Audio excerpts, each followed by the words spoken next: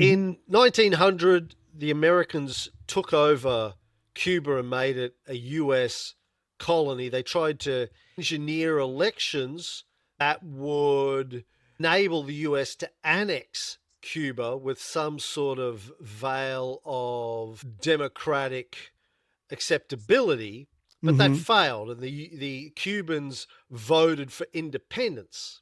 Right. The Americans were incredibly pissed off about that, so then they forced Cuba in 1901 to write into their constitution that the United States of America would have control remotely Mm-hmm. over the Cuban economy and the Cuban military, and it gave the right of the US to intervene with military units in Cuba whenever Cuba did something that the United States didn't approve of, which they then did repeatedly over the next 30 years. The US basically, on the surface, granted Cuba independence, Yeah. but behind the scenes were still basically running Cuba as a US colony, which directly led to Castro's revolution in 1959.